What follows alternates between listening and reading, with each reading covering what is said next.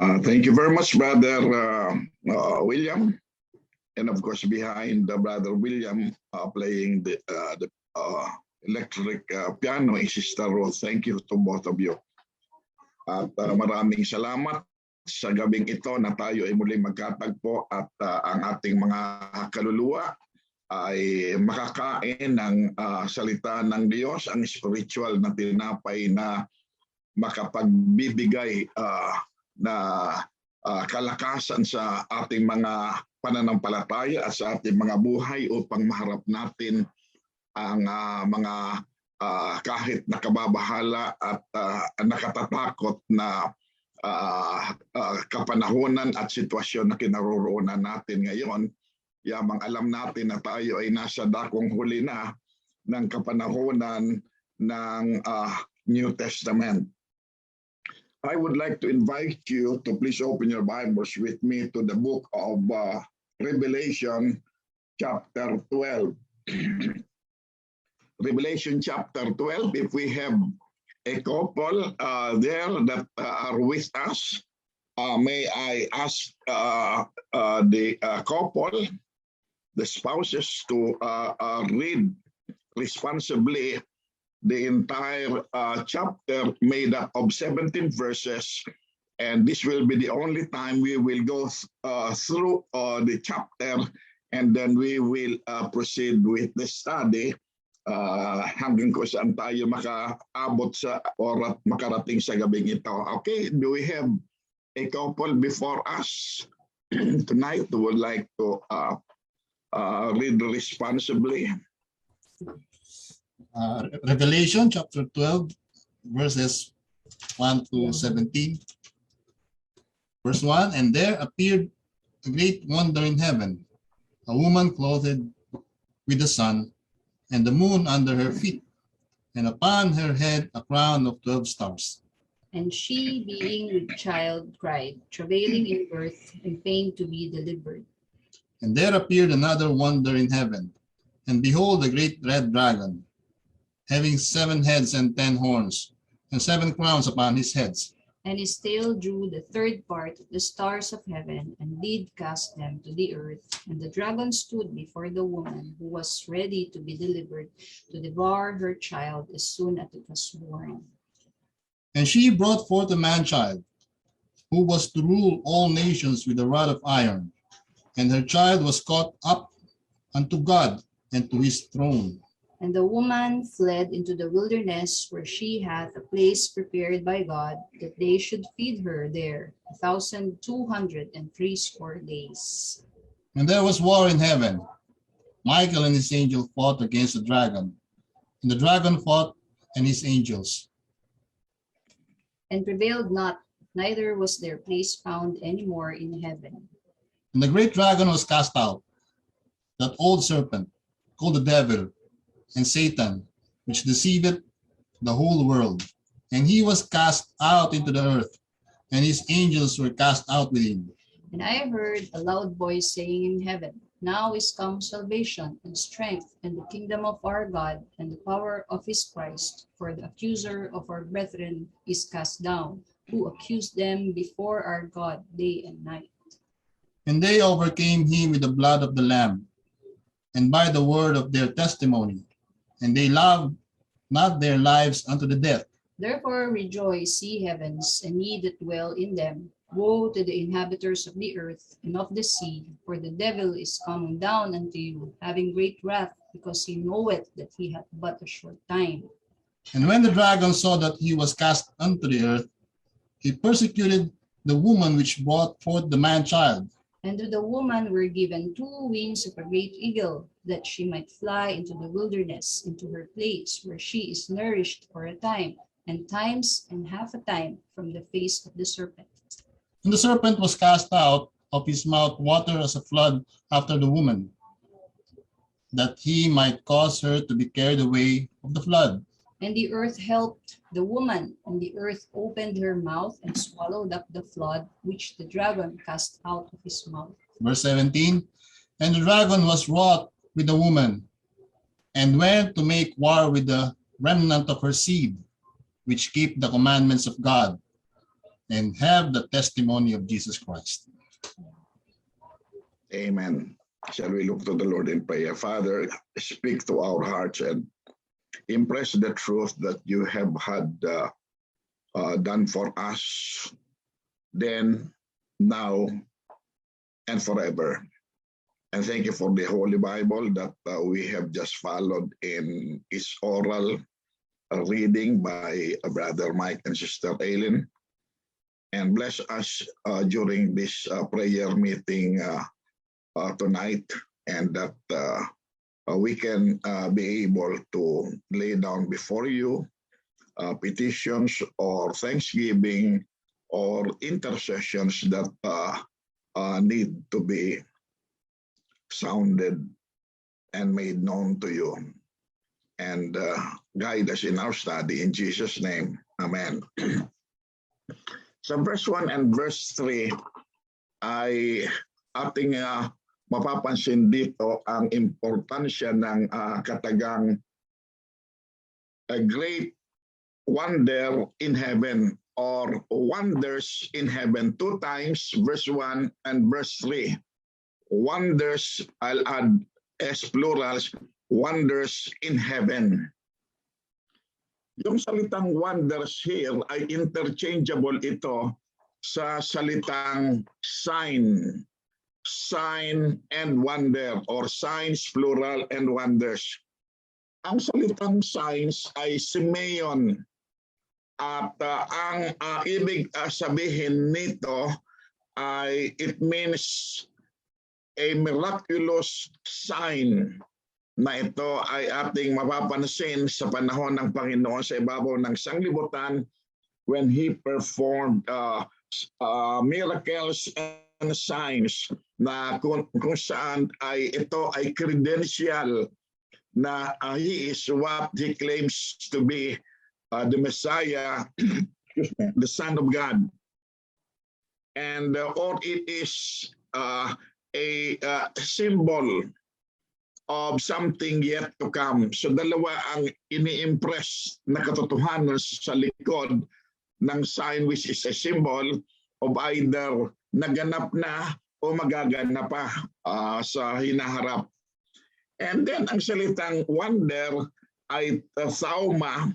Ang ibig sabihin nito ay object, yung ginamit nito thauma, ibig sabihin an object of surprise or astonishment, strange or phenomenal event or unusual na pangyayari. So ating mapapansin sa loob ng Biblia, ang dalawang salitang ito, signs and wonders, ay minsan masusumpungan natin na palaging magkalakit ito. Tulad sa Hebrews chapter 2 verse 4, and with signs and wonders ay yung mga alagad ng Panginoon ay they were able to perform miracles in addition to the preachings or messages that they preach to and to the people. So itong signs and wonders ay may lugar ito sa pagdating ng Panginoon upang maihanda ang kanyang ministeryo sa lupa, at katunayan na ang mga hinirang ng Panginoon ay may delegated na kapangyarihan mula sa Panginoon, ay ating mapapansin na ang pangunahing layunin ng Panginoon when He performed miraculous signs and wonders nung kanyang kapanahunan sa lupa and so with the apostles, ay ang pangunahing layunin nito is to convince the Jews sa kanyang mga kababayan na ang mga ito ay tumalima na kilalanin at tanggapin talaga nila na itong Panginoon ay siyang Mesiyas. Ang sabi ni Apostle Paul sa 1 Corinthians chapter 1 ay ang wika niya doon ay sa verse 12, if I can recall the verse, na ang sabi niya doon, the Jews require a sign. So sila ay mahilig sila sa tawikang Pilipino, tanda. And the Greeks or Gentiles, they are fond of wisdom. So para ma-persuade at ma-convince ang dalawang uri ng tao sa ibabaw ng sanglibutan, Jews and Gentiles alike, sa mga Jews ay signs and wonders at sa mga Gentiles ay wisdom.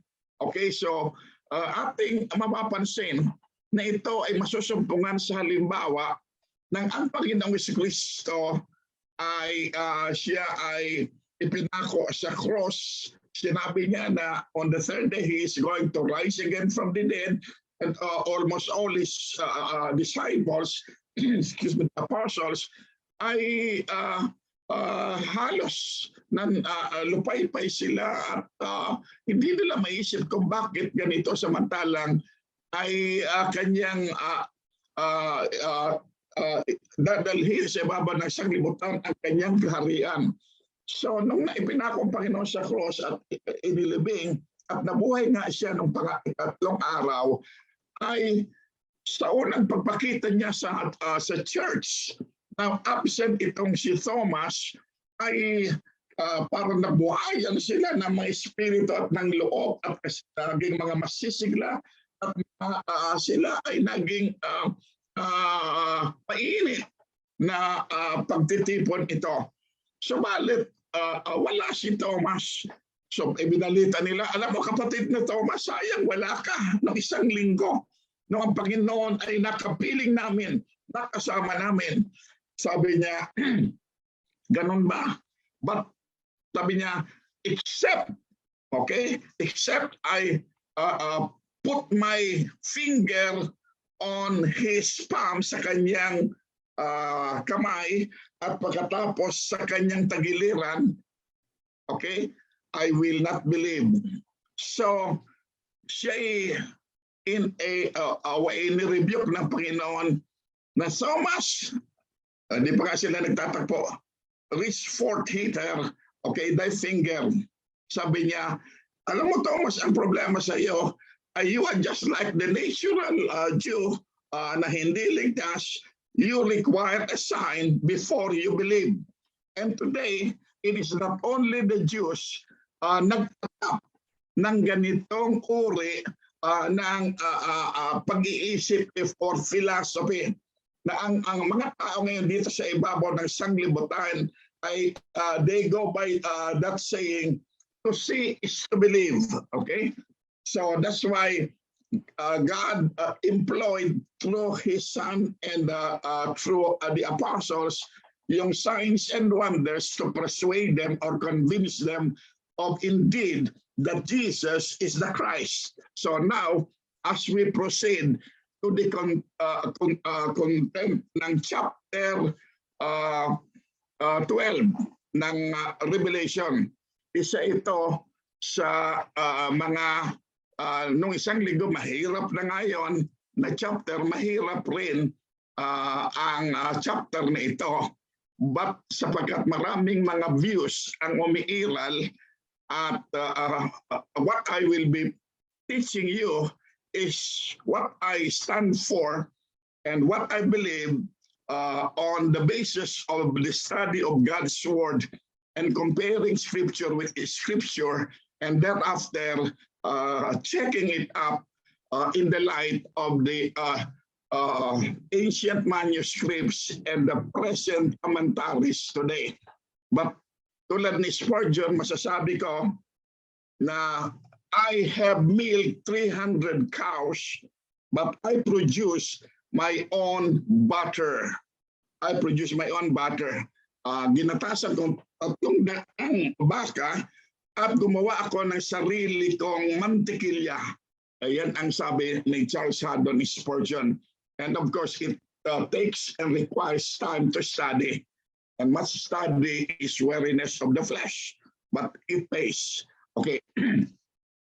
So dito ay ating mapapansin dito sa wonders in heaven, plural na wonders in heaven, two wonders ang ating masusubaybayan dito sa langit at pagkatapos wonders rin na ating makikita dito sa lupa. Dito paulit-ulit na ginamit ang terminong heaven at pagkatapos earth.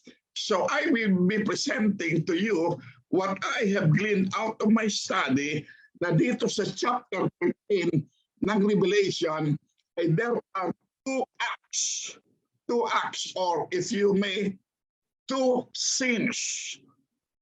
Yung Act 1 and Act 2.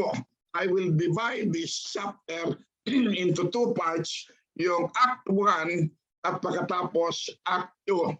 To make it more siguro understandable to us today, dito sa Act 1 na masusumpungan sa verse 1 at ito ay hanggang dito sa verse part ng verse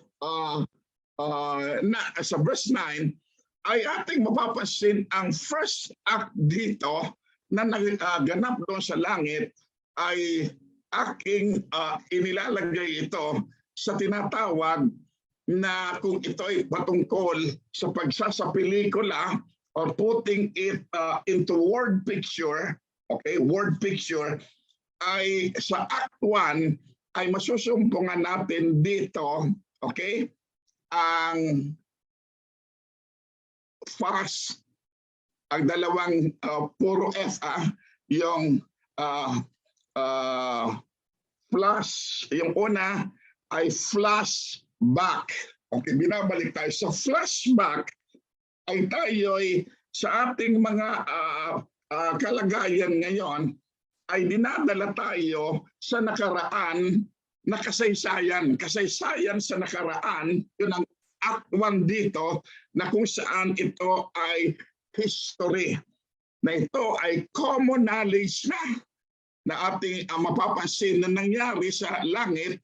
Kaya nga, kung bakit nagkaganito ang gulo, ang hirap dito sa ibabaw ng sanglibutan, sapagkat nagaganap lamang yung law o principle of cause and effect. Okay? The principle of cause and effect.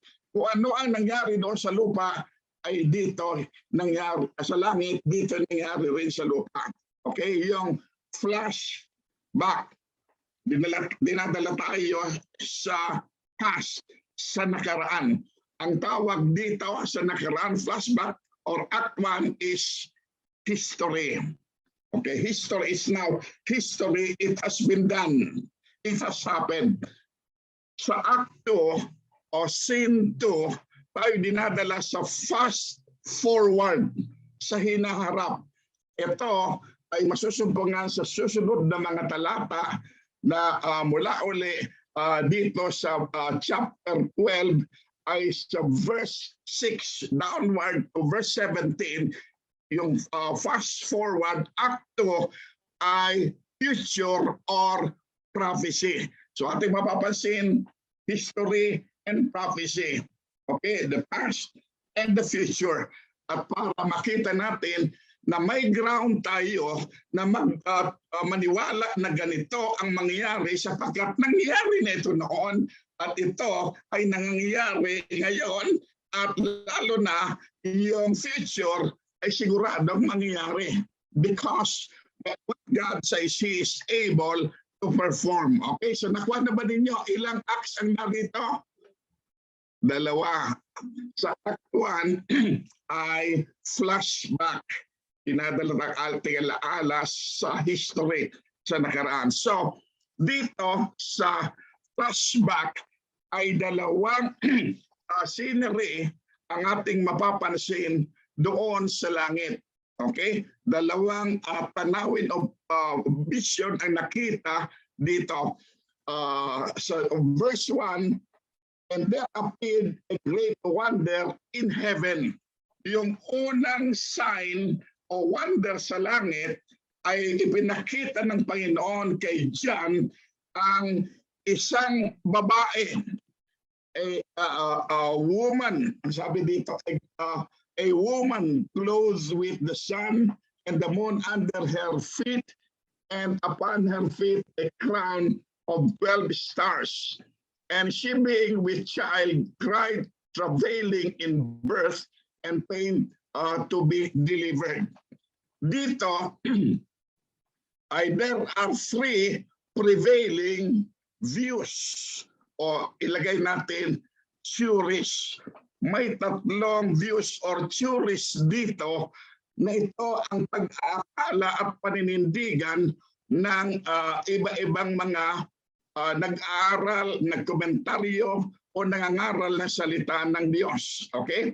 But as always, I present to you what I uphold or what I believe by way of conviction and letting the Bible speak for itself. At yan ay ating mapapansin. Ang unang makikita natin ay isang babae sa langit na siya ay ang kanyang attire, ang kanyang kalagayan ay dinadala dito sa verse 1 and 2. Ang tatlong theories na umiiral ngayon among noon at ngayong mga nag-aaral na salita ng Diyos ay ang sabi nila, ang pinakamarami dito ay nagsasabi na itong babaeng ito na nakita sa langit ay si Santa Maria na siya ang ina ng ating Panginoon. Tingnan nyo sa verse 5. Sabi dito, and she brought forth a man-child, okay, who was to rule all nations with a rod of iron. And her child, our Lord Jesus Christ, was caught up unto God and to his throne. Okay?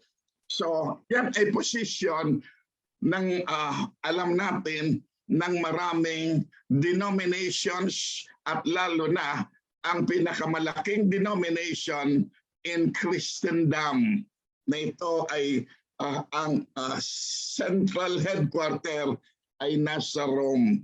Si Santa Maria raw ito. Okay? So, ang base nila ay man-child. She gave birth to our Lord Jesus Christ.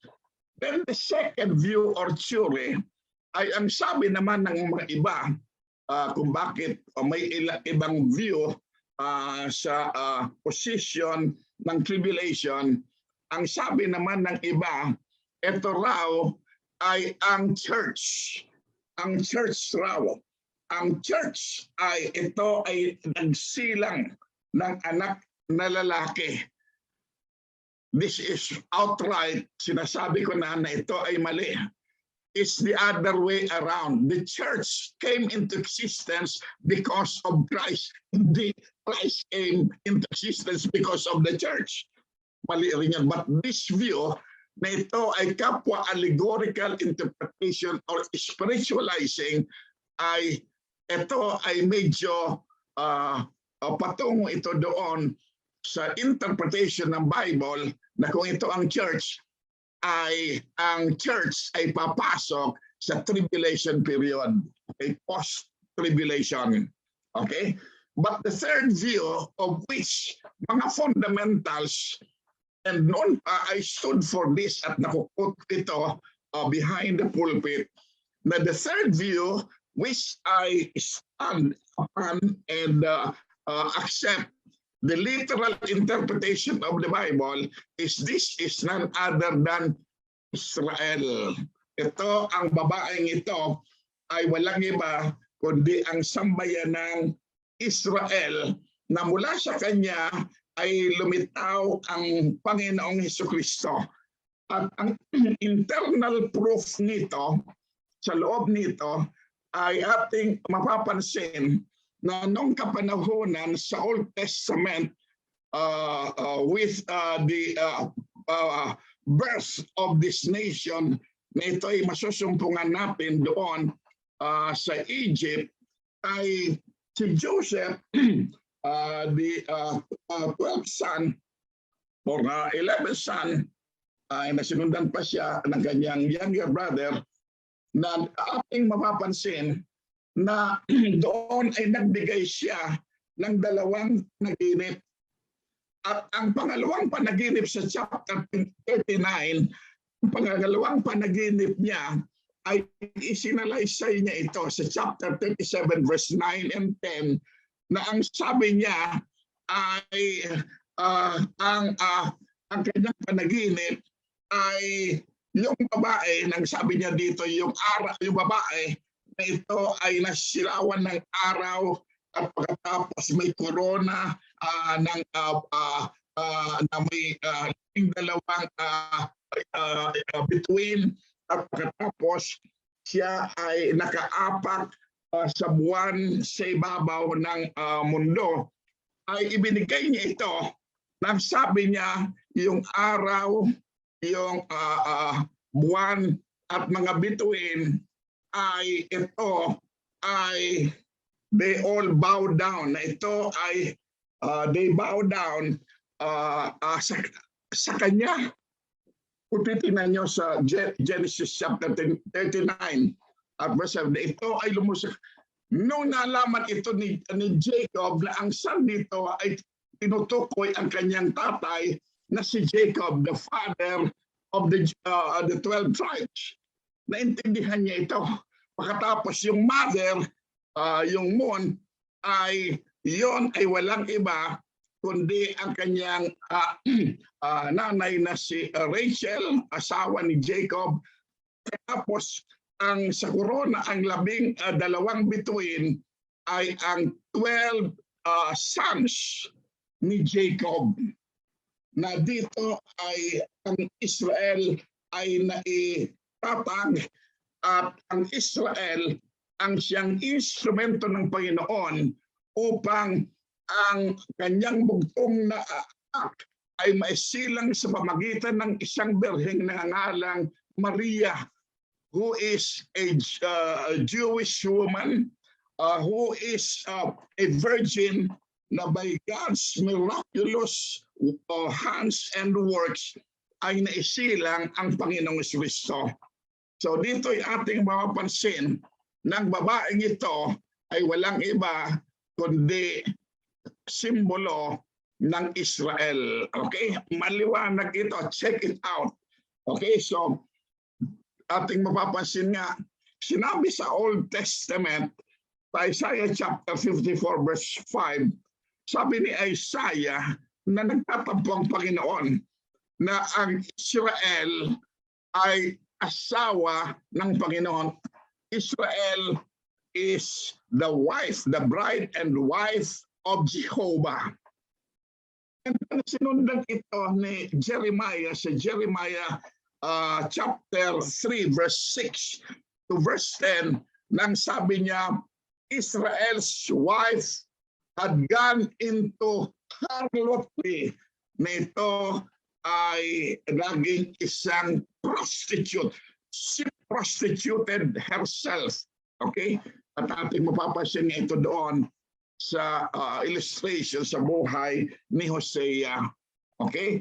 Na ang Israel na asawa ng Panginoon ay tumalikod sa Panginoon. So ating mapapansin, that is the literal interpretation of the Bible from within itself. It is Israel, ang woman ito.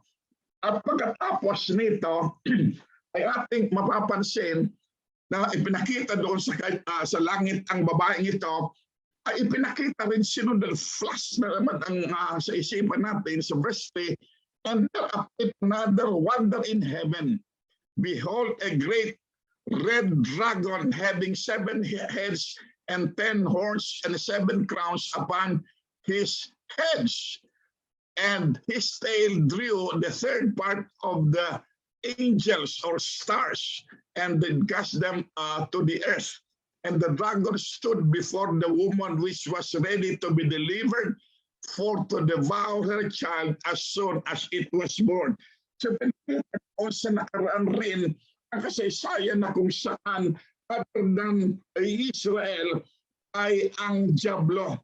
Kung paanong si Satan, Lucifer, ay siya ay naghangad na maging tulad siya sa Diyos, Isaiah chapter 14 verse 12 to 15, na siya ay nanguna sa paghihimagsik doon sa langit para ma-overthrow ang Diyos as siya na ang sasambahin. But of course, he failed. At dito ay si Michael ay ating mapapansin, instrument ng Panginoon. Ang archangel na ito ay instrument ng Panginoon na kung saan sa labanan doon sa langit ay hindi nagtagumpay ang attempt na ito ng Diablo, and for that matter, he was cast down to earth. Okay?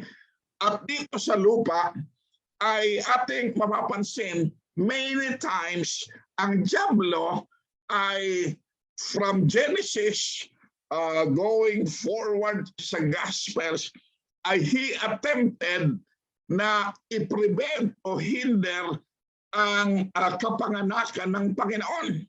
In many ways, he attempted to hinder, if not destroy, the work of God. Kaya dito, ang red great dragon ito ay very obvious, siya ay ang devil. At dito sa verse 9 ay binabanggit siya.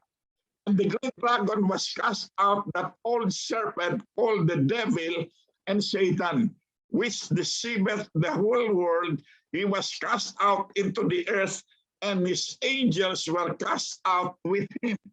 So, nangyari ito na ang Panginoong Kristo ay may silang sa pamagitan ng isang birhen na ito ay bahagi. Siya ay isang Jewish maiden na kusang isinilang ang Panginoon, at akala ng Diablo, nagtagumpay siya na ang Panginoon ay naipaligpit niya at ito'y namatay sa krus. Napag-akala niya ay kasawian ito at nagtagumpay siya. But on the third day, when Jesus Christ arose, ay ating mapapansin, he defeated the power of Satan, sin, and the soil or the grave. And thereafter, ay ating mapapansin dito yung the man-child, ang Panginoong Kristo. Sa verse 5 ay inilalarawan niya dito how he was raptured or caught up to heaven. So he was caught up into heaven. The phrase itself ay nagpapahayag sa atin ng rapture or harpaso. With power he went up to heaven sapagkat tapos na.